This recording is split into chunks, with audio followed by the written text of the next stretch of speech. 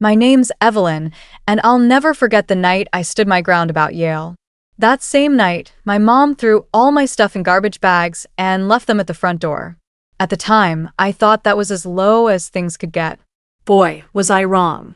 Years down the road, I found myself in an operating room looking at her open chest while the heart monitor screamed out that terrible flatline. I laughed bitterly. Everyone around me saw just another patient on the table. But me? I saw the woman who'd secretly called Yale and canceled my acceptance, then stood watching as I hauled my entire life out of her house in those plastic bags. Just a few hours before the surgery, she'd been lying in a hospital bed. Her fingers dug into my wrist like claws. "You're a surgeon now," she whispered. "You can save me. You owe me." Those exact same words she'd thrown at me when I was 19. You owe me. You owe this family. Back then, those words broke me into pieces. This time around, something inside me stayed ice cold and disturbingly calm. In the operating room, alarms started blaring. The anesthesiologist was shouting numbers across the room while my attending barked out orders. Someone jumped in to start chest compressions. Her heart was stuttering on the screen, struggling to keep going. Right before they wheeled her fully under those bright surgical lights, I leaned down close to her ear. I said the sentence I'd been rehearsing in my mind since that night they chose my sister's comfort over everything I'd worked for. "You need a miracle?" I murmured softly. "Ask your golden child." 3 weeks before that surgery, she'd walked into my hospital carrying a folder stuffed with unpaid bills and a diagnosis that probably should have terrified me. Instead, it felt like watching the same movie twice, just with medical charts this time around. Here's something I really want to know. If your parents only showed you love when you were being useful to them, were they actually being parents at all? Or were you just some kind of long-term investment that didn't pan out the way they'd hoped? If you've ever been treated like the strong one whose dreams don't really matter, stick with me till the end. Listen to everything they did, everything I chose to do, and then you tell me in the comments whether I took it too far or maybe didn't go far enough. The very first time my mother told me I owed her my future, there weren't any hospital lights or monitors or that sharp antiseptic smell. Just our kitchen table, a thin envelope, and my heartbeat pounding so loud in my ears I could barely think. I was 19 years old with shaking hands as I tore open the Yale letter. I read those words out loud. "We are pleased to offer you admission." My voice cracked when I said admission. I was half laughing, half sobbing, waiting for somebody to scream or hug me tight or tell me they were proud. My mother's face went completely still instead. You know that particular kind of stillness that means a storm's about to hit? That was it. My father just rubbed the back of his neck, looking uncomfortable. My little sister stared down at the table like it was the most fascinating thing she'd ever seen. "Yale," I whispered, hardly believing it. "I did it. I actually got into Yale." "Yale is expensive," my mother said after what felt like forever. "And your sister's been struggling lately. She needs us more than you do." That's when the phrase showed up for the first time. Soft and so reasonable sounding. She needs it more. Like my whole life was just some pie they could slice up however they wanted and hand out the pieces to whoever they thought deserved them more. I tried arguing with them. Partial scholarship, loans, work-study programs, anything I could think of. But my mother just folded her arms across her chest and looked at me coldly. "You're strong," she said firmly. "You'll be fine anywhere." She isn't. If you really loved your family, you would stay here.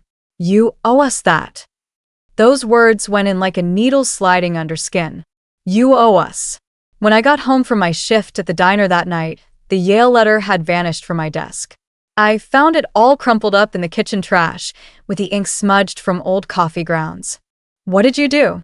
I asked, my voice coming out thin and shaky.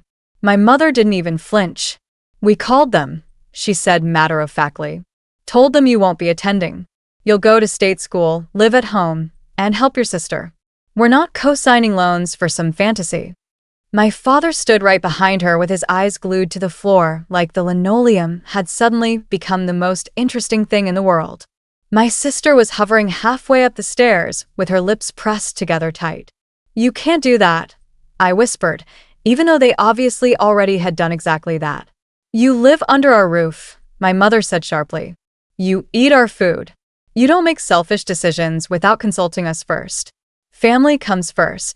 I remember staring at those trash bags sitting by the front door, all stuffed full with my clothes and books. The zipper of my favorite jacket was poking out like some small shiny accusation. So, if I choose Yale, I said slowly, trying to understand, I lose my family? She didn't even blink. If you choose Yale, don't bother choosing this family. The second time she told me I owed her happened years later. She was sitting in a wheelchair at my hospital, wearing a faded cardigan that hung off her shoulders. The oncologist had told me privately it was stage 3 cancer. Resectable but complicated, and her insurance situation was a complete mess. In the consultation room, my mother's hair had gotten thinner, and her face was sharper than I remembered, but her eyes? Those were exactly the same. You'll fix this, she said the second we were alone together. You'll talk to your people. Get me the best surgeon available. Make sure the bills don't ruin us. After everything we did for you, you owe me that much. The fluorescent lights hummed overhead while I stood there. For just a moment, I was 19 again, holding a crumpled letter over a trash can. I heard my own voice from back then, younger and pleading. Did it ever occur to you that maybe I'm not just here to fix everyone else's problems? Back then, I'd picked up those trash bags and walked right out the door. Now I was staring at her medical chart and the tumor showing up on the scan. I realized we were standing at another doorway in a different hallway, but it was the exact same choice all over again. My future and my boundaries, or her comfort. Only this time, I wasn't the one with everything to lose. For a long time, I told the story a certain way. I was the good daughter who tried really hard. I tried to compromise, to negotiate, to build bridges between us. I tried calling and visiting and fixing things. It made me sound noble, you know? Tragic, but noble. But the truth is way messier than that, and I have to own it if I'm going to be honest about what I did next. After they kicked me out, I bounced around between friends' couches, cheap rented rooms, and graveyard shifts at whatever jobs would take me. When a scholarship finally came through, I enrolled at a state university. I threw myself into pre-med classes like my life depended on it, like they were oxygen, and I was drowning. Whenever anybody asked about my parents, I'd just shrug casually and say, we're not close. But here's the thing. I'd tell people. It was way easier to be the abandoned hero in my own story than to admit I was the girl who blocked her whole family's phone numbers one by one during her second semester. Every single call came loaded with guilt, so I just stopped answering. In my mind, I remembered myself dialing home all the time, begging them to understand, offering to meet up and talk things through. In reality, it was my father leaving voicemails I never bothered listening to. It was my mother sending these long emails that always started with Dear Evelyn and ended with You broke this family. I archived most of them without even reading what she'd written. I told myself I was just protecting my mental health. Maybe I was doing exactly that. But maybe I was also rewriting history to make myself feel better. You know what's really messed up? I spent years and years blaming myself for everything. I kept thinking maybe if I'd been less ambitious, maybe if I'd wanted less for myself, they would have loved me more. But here's the question that still keeps me awake at night. When exactly did making your family proud become the same exact thing as making yourself smaller? And why do we only call it love when it's asking you to shrink yourself down? The worst part is they hadn't always been like that toward me. When I was 8 years old, I fell off my bike and split my chin wide open on the curb. There was blood absolutely everywhere. I remember screaming with my sticky hands pressed against my face, and my mom came running out of the house barefoot. She didn't panic at all.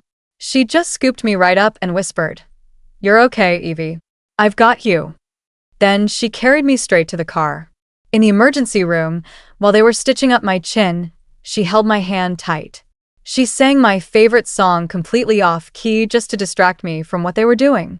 Later on, after all the bandages and lollipops, she cupped my cheeks in her hands and said, "You're so brave, sweetheart.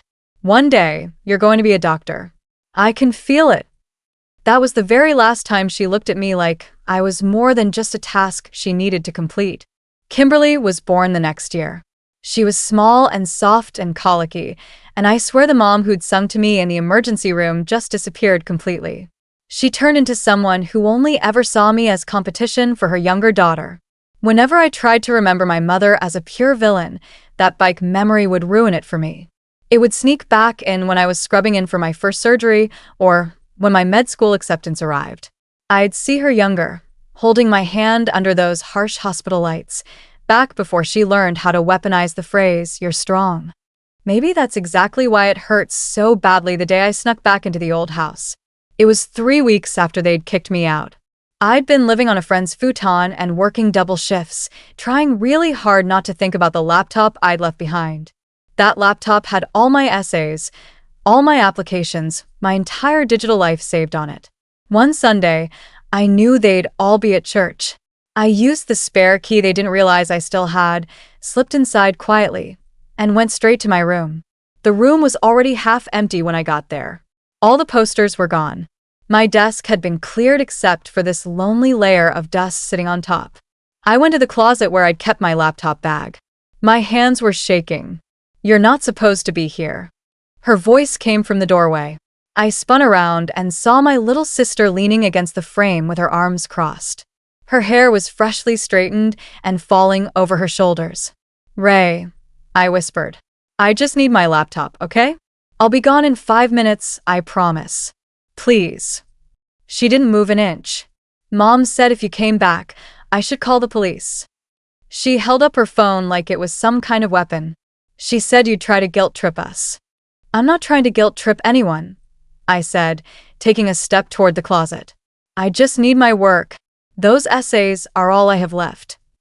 "You made your choice," she said, and her voice was cold in a way I'd never heard before. "You picked Yale over us. Now you have to live with it." "Yale is gone," I said, feeling my throat start to close up. "You know that." She made sure of that. "Then you really don't belong here," Kimberly replied flatly. Her thumb was hovering over the numbers 911. "If you don't leave right now, I'll call." I just stared at her. This was the girl I'd tutored through every single math test. I'd covered for her every time she missed curfew. I'd lied for her when she snuck out to meet boys. "Do you really think I deserve this?" I asked her.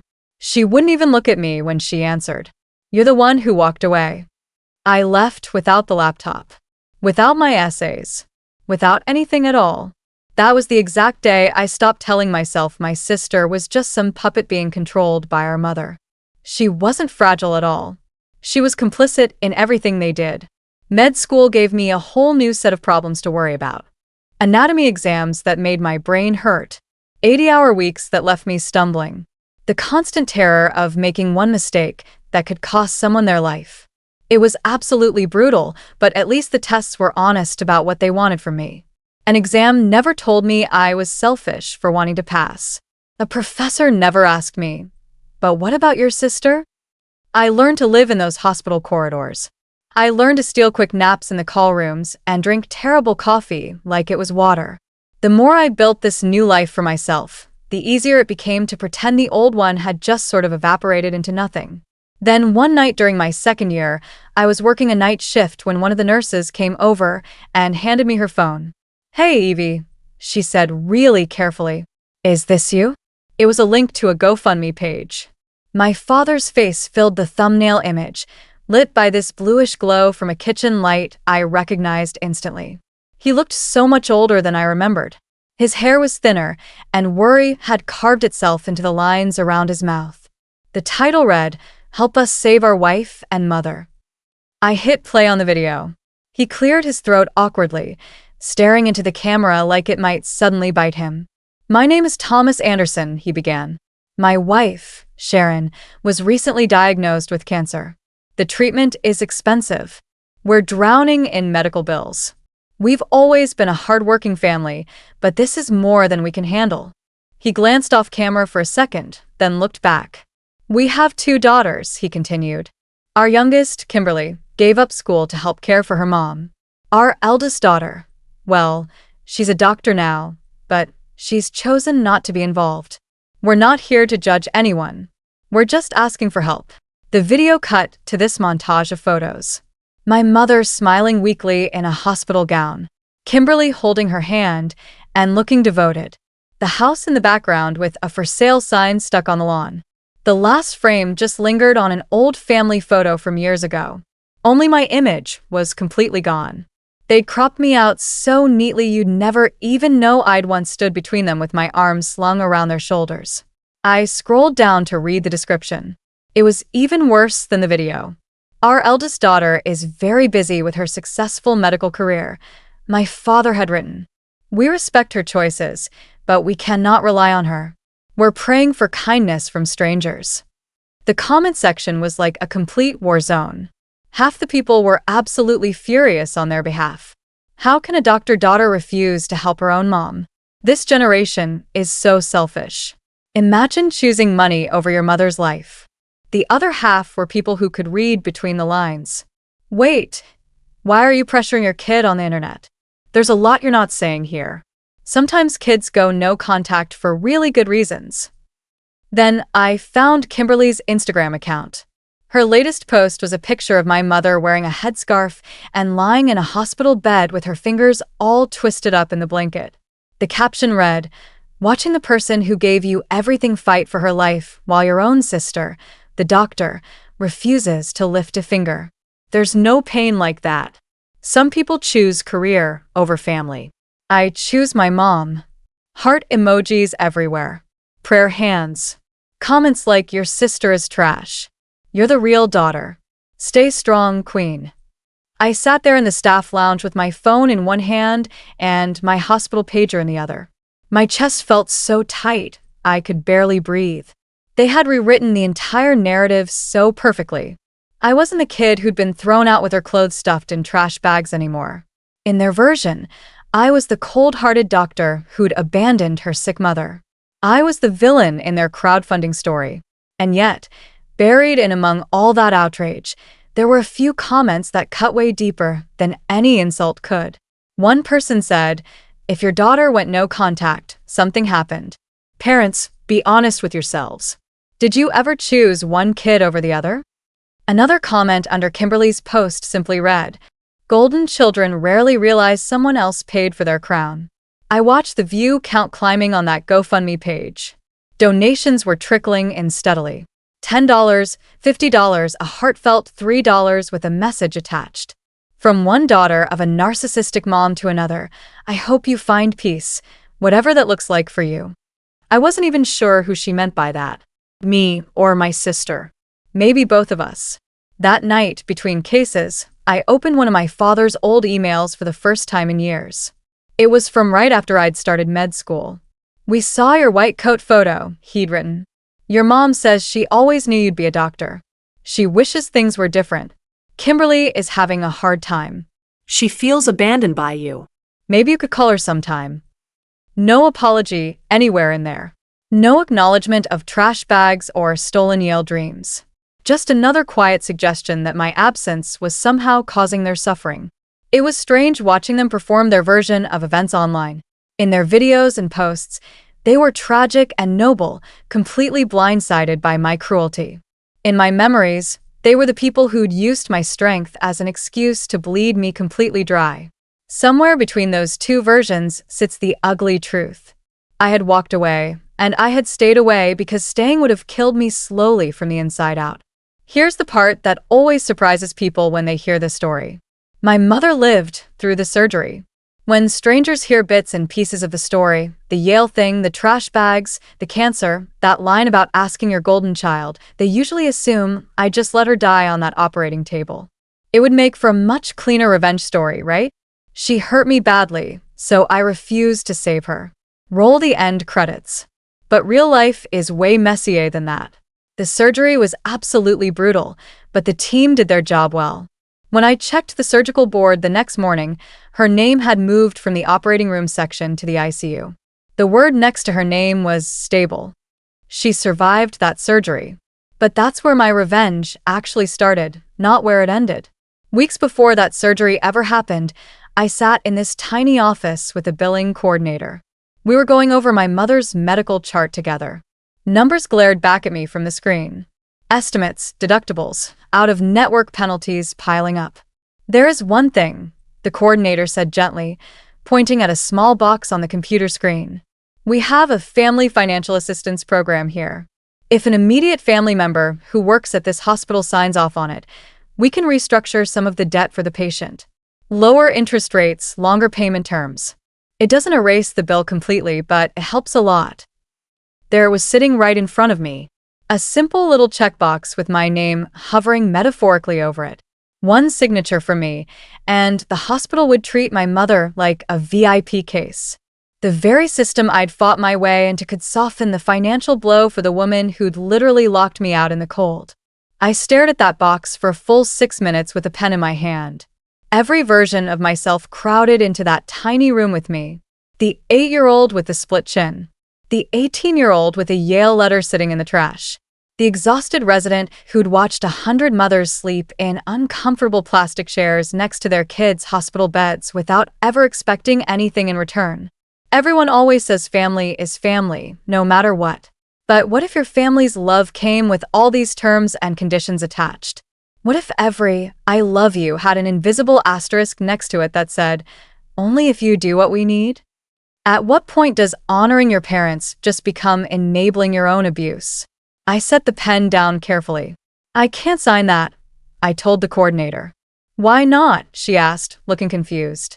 If it's about embarrassment or awkwardness, lots of employees do this for family members. It's completely normal. It's not embarrassment, I said quietly. It's a boundary. I left that box unchecked. The day of the surgical planning meeting arrived. I walked into the consultation room already knowing she would ask again in some form or another. My attending went over all the risks and benefits of the procedure. My mother nodded at all the right moments, but her eyes kept flicking to my face more than to the actual charts. When my attending left the room, she grabbed my hand tightly. "You'll be there, right?" she demanded. "You'll make sure nothing goes wrong. You'll make them treat me like family. You will be treated like every other patient," I said evenly. "That's how this works." "No," she snapped, and her voice cracked. "You are my daughter. You are a doctor here. You will go above and beyond the way we did for you." Memories flashed through my mind like lightning. The night she'd called Yale behind my back. The trash bags by the door. The click of a lock. Kimberly's thumb hovering over 911. "Above and beyond," I repeated slowly. "You mean the way you withdrew my acceptance without even telling me? Or the way you told Kimberly to call the police if I ever came home?" She actually flinched at that. "We were trying to protect this family," she said defensively. "You were going to tear it apart. You tore it apart the day you decided my future was negotiable and her comfort was sacred," I said. "You chose your golden child back then. Now you're asking the discarded one to fix everything for you. You owe me," she whispered desperately. And there it was again. That exact phrase, worn completely smooth from overuse. "I carried you. I raised you. I fed you.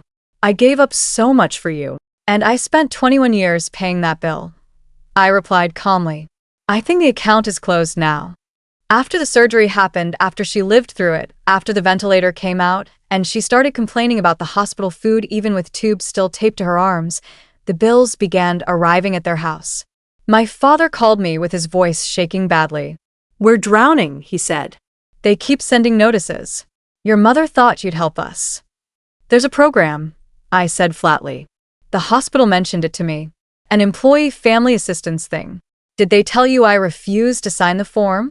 Silence hummed on the phone line for a long moment. Finally, he said, "She told us you couldn't sign it, that it would get you in trouble at work." "It wouldn't have gotten me in any trouble," I said.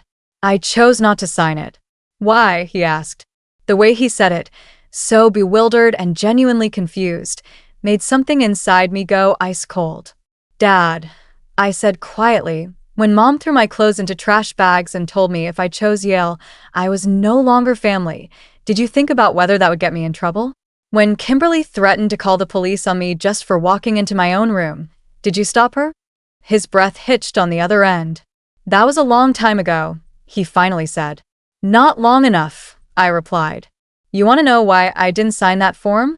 Because for once in my life, I decided to believe you.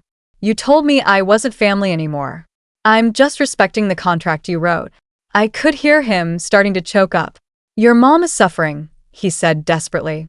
She cries every single day about the bills. I cried for years, I replied simply. At least she has a house to cry in. For now, anyway. I hung up the phone and sat in my car in the parking garage. I was shaking, but not from guilt. I was shaking from the weight of finally letting her feel exactly what I had felt that night with the trash bags. 7 months after the surgery, the house was gone. I didn't need a GoFundMe update to know that. The for sale sign in the background of their videos disappeared completely. It got replaced by a bland apartment hallway in Kimberly's newer posts. No more photos of the old front porch. No more pictures of the garden. Just gray walls and cheap budget blinds. One evening between cases, my phone buzzed with a number I recognized but hadn't saved in my contacts. I almost let it roll to voicemail. Instead, something made me swipe to answer. Hello. It's me, Kimberly said. Her voice sounded older and raspier, like she hadn't slept properly in months. I'm at Mom's new place. She's not doing great. I read the updates online, I said. I'm sure this is really hard for you. We lost the house, she blurted out. I dropped out of school to work full-time. Mom can't handle more than a few hours a week at any job. Dad's exhausted all the time. You got what you wanted. There was no venom in her tone at all. Just this bone-deep exhaustion that made her sound 20 years older. For just a second, empathy fought with the memory of her thumb hovering over those numbers. I could have said, I'm sorry, or I never wanted this. But that would have been a complete lie. You know what's funny? I said instead. When I was 19 and sleeping on a friend's couch because your mother threw me out, nobody asked if you were happy with my suffering. Nobody lost sleep over my future. Now that you're the one sacrificing everything for her, suddenly it's a tragedy. I was just a kid back then, she protested weakly. So was I said. But you picked up that phone anyway. Silence stretched out thin and uncomfortable between us. Then she said something unexpected. I found something you should see. What? I asked. Mom's old diary from before I was born. Before all of this mess started. She hesitated. You should really see what's in it. I almost laughed out loud. Why would I want to read that? So I can see how hard it was to raise an ungrateful future surgeon. No, Kimberly said quietly. So, you can see what she did before you came along and why she hated your white coats so much. That hooked me in a way no amount of guilt ever could have. We agreed to meet at a coffee shop halfway between the hospital and my mother's cramped new apartment. When I got there, Kimberly was already sitting at a table hunched over this worn notebook. She looked completely different from her Instagram photos. No perfectly filtered makeup, no soft aesthetic lighting. Just dark circles under her eyes and this tension in her shoulders that hadn't been there when she was the cushioned younger child. She slid the diary across the table toward me. Page 55, she said. Just read it. The entry was written in my mother's looping, impatient handwriting. Got written up at the hospital again. It began. They're saying I messed up the dosage on a patient. But the doctor signed off on it too. Why is it always the nurses who get blamed for everything? If they fire me over this, I swear this place doesn't deserve me. A few pages later, there was another entry. They fired me today. They said I endangered a patient. That doctor threw me under the bus to save himself. I gave years of my life to that place. Now what? Thomas says we'll manage somehow. He doesn't get it at all. I was supposed to be someone important. I was supposed to wear the white coat one day, not spend my life fetching things for people who do. The entries grew darker as I kept reading. Her bitterness hardened into something really jagged and ugly. Saw a med student today.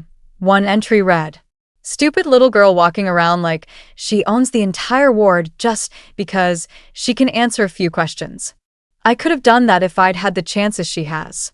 If I hadn't gotten pregnant so young." Later, during her pregnancy with me, she wrote, "Doctor said the baby's strong. Maybe too strong. I'm so sick of being tired all the time. Sick of this body betraying me. If this kid doesn't amount to something big, what was even the point of all this suffering?" I closed the diary with my stomach twisting into knots. She wanted to be a doctor, I said slowly, the realization hitting me hard. She wanted everything I have. Kimberly nodded. There's more, she said. After you got your Yale letter, she wrote about it. She flipped to another page and read out loud. Evie got into Yale.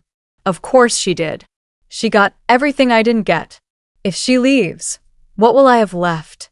Just Kimberly, who can't even get through a semester without falling apart.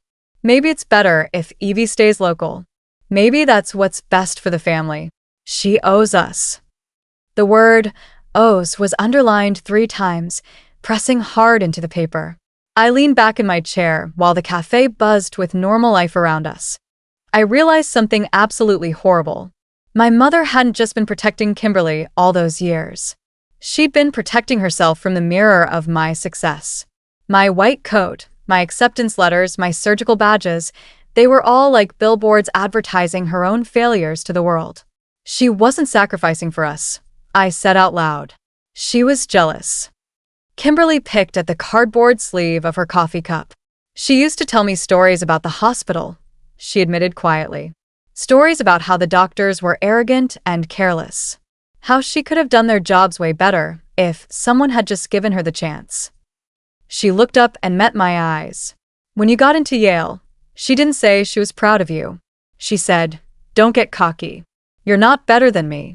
I thought she was just being strict with you. I didn't realize what was really happening. She was terrified, I said, understanding flooding through me. Terrified that I'd become everything she'd always wanted to be, and then I'd leave her behind. A few nights later, my father called me. For once, he didn't sound like he was trying to smooth everything over and make peace. He sounded completely wrecked. I read the diary, he said without any preamble. Kimberly showed me. I knew she was angry about losing the hospital job, but I didn't know how deep it all went.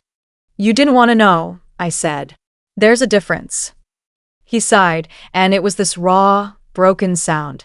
I should have stopped her that night, he whispered. When she threw your stuff into those bags, I just stood there and watched. I told myself it was between you two, but it wasn't. I was your father. I should have chosen you, too. I closed my eyes tight. For years and years, I'd fantasized about hearing exactly those words from him. I thought they would feel like healing balm on an old wound. Instead, they just felt like someone pressing down hard on an old bruise. Can I fix this? He asked desperately. Can we somehow fix this? You can start, I said slowly, choosing my words carefully, by asking yourself why you only cared when it became convenient for you. When the bills piled up too high. When the house disappeared. When mom's jealousy finally cost you something real. He didn't argue back. That hurt even more than if he'd started yelling at me. For the first time ever, he wasn't telling me to be the bigger person in all this. He was finally admitting that being the bigger person had always just meant being the quieter casualty. A year after my mother's surgery, I found myself standing on a stage under soft lights with a plaque in my hands. Applause was washing over me like static. The hospital was giving me an award for outstanding dedication and ethical practice in surgical care. Somewhere in the audience, people who'd never once asked about my family history were smiling like they really knew me. The MC had just finished telling this sanitized version of my journey to the crowd. First-generation college student, state school, med school, residency, the whole bootstrap fairy tale. They didn't mention Yale anywhere. They didn't mention trash bags. They certainly didn't mention the fact that my mother had been one of the most difficult cases I'd ever walked away from. Not clinically difficult, but morally. I scanned the crowd out of habit, my eyes just skimming over faces, and I froze completely when I saw her. Not my mother. Kimberly. She sat 3 rows from the back with no camera out and no curated expression on her face. Just tired eyes locked directly on mine. We hadn't spoken much since the whole diary revelation. A few tentative texts back and forth, a couple of neutral updates about life. The door between us was cracked open maybe, but definitely not wide open. Seeing her there in this space that had become completely and wholly mine felt like someone had shoved my 2 worlds into the same room and locked the door behind them. After the ceremony ended, People drifted away in clusters. I slipped down a side hallway to my office with the plaque tucked under my arm like some kind of shield. On the wall above my desk hung two framed documents. The first one was my med school acceptance letter. The second was a piece of paper I'd literally dug out of the trash years ago. My original Yale acceptance, all creased and coffee-stained.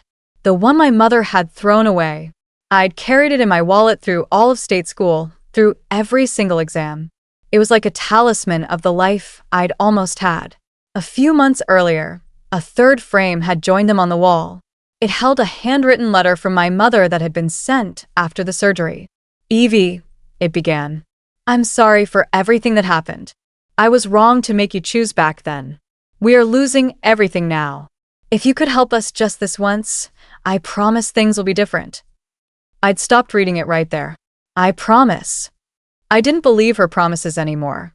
Instead, I'd smoothed the paper out carefully, put it in a nice frame, and hung it right next to the Yale letter. A match set. The opportunity she'd tried to erase, and the apology she'd only offered when she desperately needed something from me. When colleagues asked about those letters hanging on my wall, I told them the complete truth. "That one is my Yale acceptance," I'd say, pointing. "My mom threw it away when I was 18. This one here is the letter where she asked me to bail her out after the surgery." I framed them both to remind myself what it costs to ignore patterns. Some people looked uncomfortable when I said that. One attending actually frowned and said, "That's pretty harsh, isn't it?" Ides milat. You know what's harsh?" I answered calmly. "Being 18 years old and watching your mother choose your sister's comfort over your entire future. What I'm doing isn't harsh. It's just equal treatment." That day, as I set the new award plaque down on my desk, there was a soft knock on my office door. "Come in," I said. Kimberly stepped inside carefully. Her eyes immediately flicked to the wall. She took in the letters, the diploma, the photos of me with colleagues instead of family. My new chosen tribe. "You really framed them," she said. "Not judgment, just quiet observation." "I did," I replied. "It helps me remember what actually happened, not the version she tells when she wants sympathy from people." Kimberly swallowed hard. "She still tells people you abandoned us," she said. "That you let the bills crush us because you're heartless." "And what do you think?" I asked her directly. She didn't answer right away. Instead, she crossed to the wall and studied the Yale letter up close. "I used to think you were being dramatic," she admitted. "Like, okay, mom is intense, but all moms are kind of intense, right? I thought you left because you wanted to be special and different." I didn't realize she'd actually called Yale. I didn't realize she'd told Dad you'd be fine anywhere because you were built for suffering. That's literally what she wrote in one of those diary entries. I can't unsee that now. She turned around to face me. "After the surgery, when you refused to sign that financial form, I hated you for months. I thought, how can she possibly sleep at night? Then I started working those double shifts myself, seeing the bills pile up, listening to Mom say over and over, 'Kimberly will fix it. Kimberly will stay. Kimberly owes me.' And I realized she wasn't asking me to love her. She was asking me to live the life she'd already decided for me. The exact same one she'd tried to force on you first." We stood there together in the quiet buzz of the fluorescent lights overhead. "People keep asking if I regret it," I said finally. "If I feel guilty for letting her struggle, for not making it easier, for standing in a hospital full of power and resources and choosing not to use any of it for my own mother." I looked at the letters, at Kimberly, at the reflection of my white coat showing in the glass frames. "But here's what nobody ever asks me," I continued. "Did she feel guilty when I was 19, homeless, and completely alone? Did she feel guilty when she told you to call the cops on me in my own house? When she cropped me out of those family photos like I'd never existed?" I met my sister's eyes directly. Why is the child always expected to be the bigger person in these situations? Why do we call it moving on when they want to forget, but we call it holding a grudge when we refuse to pretend it never happened? Kimberly's eyes shimmered with tears. "She didn't apologize to me." I didn't ask her to either. Some debts are just too old to collect on. Instead, she said something simple. I don't know if what you did was right. I don't know if I could have done it myself. But I get it now. At least a little bit. She glanced back at the wall one last time. Congratulations on the award, she added softly. You earned it. With or without us. Then she turned and left, closing the door quietly behind her. I stood there completely alone, surrounded by evidence of every version of myself I had ever been. The kid my mother had once dreamed would become a doctor. The teenager she'd thrown out like trash. The resident who'd refused to sign a simple box on a form. Here's the part where I'm supposed to give you a clean moral to wrap this all up. Where I tell you I forgave her completely, or that I burned every single bridge and never looked back with any regrets. The truth sits somewhere in that uneasy middle ground between those two extremes. I answer her medical questions when they come through my father now. I do not sign financial forms. I send Kimberly job postings sometimes when I see ones that might fit her skills. I do not visit on holidays. Revenge for me wasn't about slamming the door in anyone's face. It was about refusing to play the role of sacrificial daughter ever again. It was about letting my mother live long enough to actually feel the consequences of the choices she'd made, without me cushioning the impact for her. People keep asking if I regret any of it. If I lie awake at night wondering whether I should have done more for her. Sometimes I do lie awake at night, but not for the reasons they think I do. I'm not haunted by what I failed to give her. I'm haunted by how long it took me to stop giving in the first place. So I'll leave you with this question. If the people who broke you into pieces showed up years later begging you to save them, what would you do? Would you bleed for them one more time, just so everyone could say you were a good child? Or would you finally choose yourself, knowing the whole world might call you heartless for refusing to be their hero ever again?